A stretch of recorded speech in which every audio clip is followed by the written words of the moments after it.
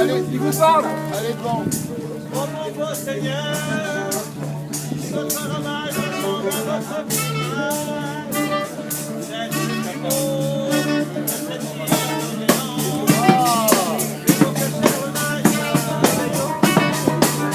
Ça en fait combien de mètres? Tu sais ou pas?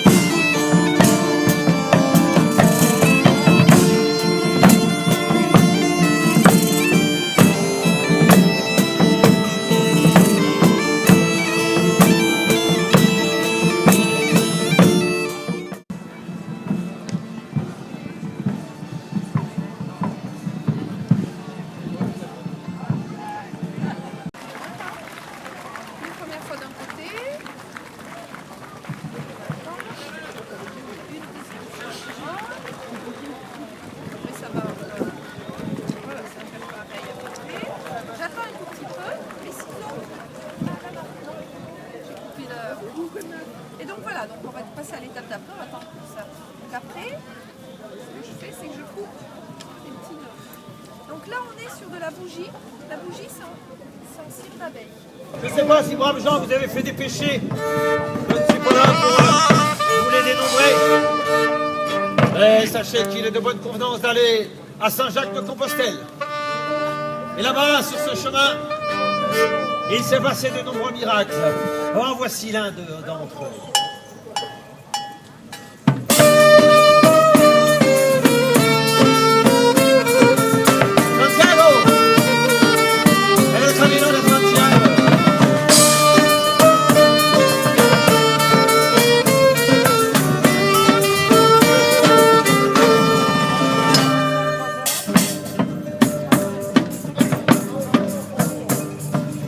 Le pèlerin, le père, la mère, le fils sont entrés dans l'aubergerie. C'est la fille du tavernier qui a sauvé en leur donnant à souper.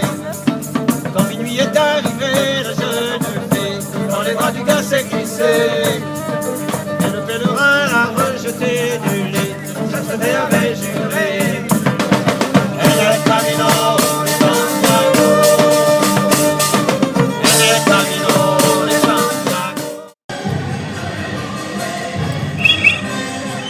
peut-être me trouver parmi vous, grands.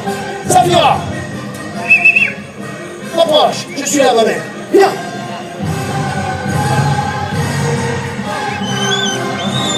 Voilà qu'il faut rire. Quelle belle neige que celle-ci! Oh non, faites-moi un passage.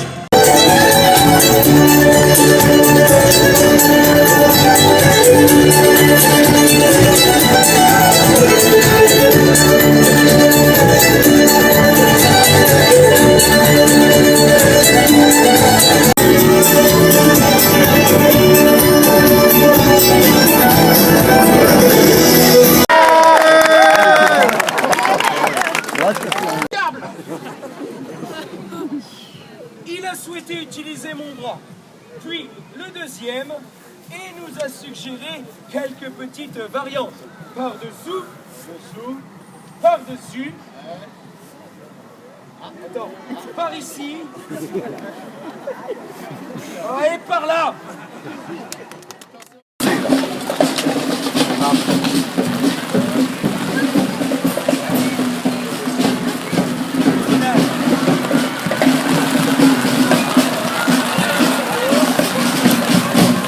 Salut à tous, bienvenue sur LTVFR, www.ltvfr.com. Un petit reportage très sympathique. Aujourd'hui, nous sommes à Tourcoing pour une journée un petit peu spéciale puisqu'il s'agit d'une journée médiévale. Elle a lieu tous les ans.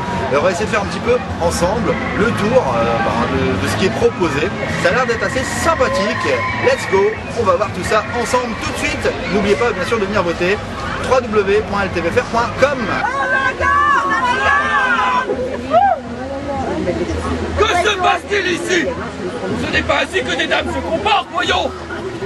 Eh bien oui, madame que voici, elle achète tout mon état la terre. Eh bien vous n'avez qu'à pas m'abuser en me vendant votre marque pour 10 heures de prix. C'est juste là comme une idée. L'idée de quoi? De me vendre pour 10 deniers des sardines pêchées dans la scarpe. Scarpe? Mais on pêche pas de sardines dans la scarpe. Quelques noyés à l'occasion, mais voilà tout. Des noyés? oui. Ah mais c'est encore plus dégoûtant. Et ces poissons-là, vous voulez le vendre? Ah, t'es pêché dans la scarpe. Vous voyez, elle vient d'avouer.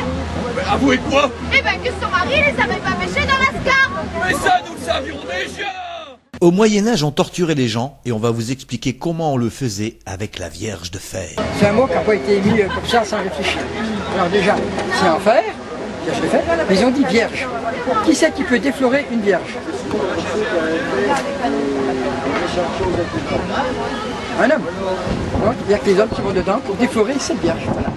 Si on y met une femme dedans, tout va se passer exactement comme si c'était un bonhomme, mais ça n'a pas de sens. Vous voyez ce que je veux dire? Voilà. Donc, on y met la personne mâle dedans. Devant, il y a un tout petit trou. Là, les pics sont centrés, ils ne vont pas toucher le cœur. Donc, il ne va pas mourir tout de suite. Elles sont coniques. Donc, on y met le patient à l'intérieur. Ça lui perce le ventre. Et comme c'est conique, le sang ne sort pas. Tout doucement. S'il est couillu, il peut vivre entre 4 et 5 minutes. Le sang va couler par le petit trou qui est devant comme une vierge qui est forcée pour la première fois. Vous voyez, c'est tout un symbole. Et pendant qu'il se vide par en bas, on ouvre ici et on voit sa tête qui blanchit par en haut. Au bout d'une dizaine de minutes, on ouvre, on lui met une pierre au cou, hein, il glisse dans les loups, il disparaît à tout jamais. Alors ça, c'était le côté politique, hein, c'était quand on touchait à la couronne ou quoi que ce soit de très important. Donc pas tout le monde pouvait se permettre d'aller dans la Vierge. Et voilà. Nous sommes les Sangliers du Ferrin, donc une association de bénévoles qui recrée le temps d'un week-end l'ambiance dans un camp de mercenaires flamands. D'accord. Donc à peu près du XIIIe siècle. Ok. Vous réalisez tous les ans, à peu près, j'ai vu, hein, c'est ça, tous les ans vous faites une sortie ici ou à Tourcoing au parc. Ouais. Disons que le siège de l'association est à Tourcoing, hein, donc à Neuville-en-Ferrin.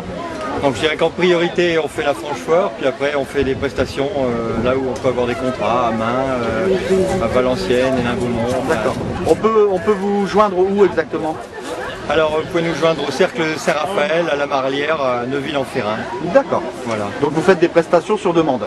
C'est ça, voilà. D'accord, c'est génial. En tout cas, merci de nous faire revivre cette époque un petit peu qui nous fait rêver quand même. Écoutez, si ça vous a fait plaisir, c'est le principal. C'est génial, à bientôt. Au revoir.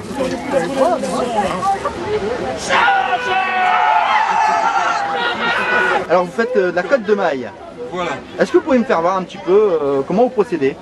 Là c'est le problème, c'est que là je fais de la réparation. D'accord. La conçoit pas. En fait ça protège très bien de tout ce qui est contendant. D'accord. Ok. C'est génial, en tout cas merci de nous faire revivre cet art. Hein. Pas de rien. C'est un art quand même, on peut le dire. C'est de l'artisanat. Ouais. Et moyenâgeux. Moyenâgeux, voilà. Qu'est-ce que vous êtes en train de faire? Là, je suis en train de faire un pic à viande en fait, qui est l'ancêtre de la fourchette actuelle. D'accord. Donc on a commencé avec un pic à viande comme ceci. On a commencé avec des pics à viande tout relativement simples, comme ceci. D'accord. Ensuite, ça a évolué, plus ou moins. Au niveau des âges, ça en fait. Plus on avance dans le temps, plus on des évolue. âges, on arrive vers du 14e, 15e pour la double fourchette, pour le double pic. Ça c'est plus 10e, ça commence à apparaître vers le 10e siècle. D'accord. Les gens commençaient à manger un peu plus proprement, vraiment 13e où on voit l'apparition de la cour, etc. Où là, vraiment les gens se civilisent, ne mangent plus avec les doigts mais ils mangent avec des couverts.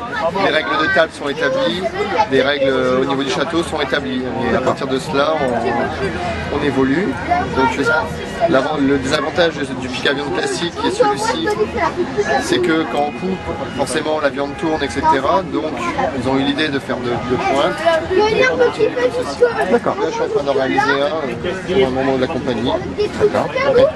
Donc là il est déjà chauffé. Là il a déjà été chauffé, la pointe a été tirée, donc maintenant on va faire la torsade. Ouais. Doucement en chauffant et en amenant la torsade à peu près jusqu'ici. Des torsades à peu près comme celle-ci. Bon, ça c'est le mien qui est plus grand parce que comme le mien est plus grand, ça permet encore de cuire la viande comme ça si je dois me faire griller du pain ou de la viande. D'accord. C'est pour ça que je fais plus grand. Ceux-là c'est plus pour manger à table en fait. D'accord. Et vous procédez comment quand vous commencez à tourner? Alors faut bien chauffer. Soit on le fait à froid, donc à froid ça dépend de la taille du métal, sinon à chaud, il faut chauffer uniquement la partie qu'on va faire torsader et à faire une torsade régulière, sinon ça ne rend pas. D'accord. Ça donne ça en fait. Là on a une torsade régulière mais qui se finit en irrégulière. D'accord. En irrégulière. Très bien. Ça c'est quand c'est mal chauffé. Vous avez une association? Vous êtes artisan? Non, moi je fais partie de notre compagnie, je suis là aujourd'hui pour assister Maître Pierre, le forgeron de la compagnie des sangliers. D'accord. Du ferrin, c'est marqué sur le panneau.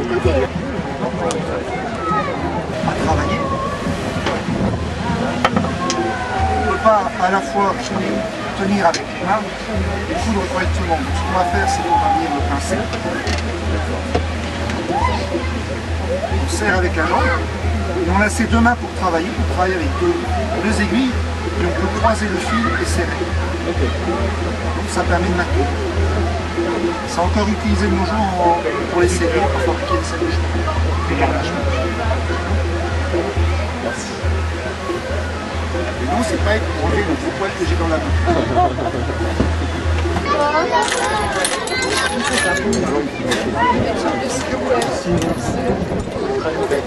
Non.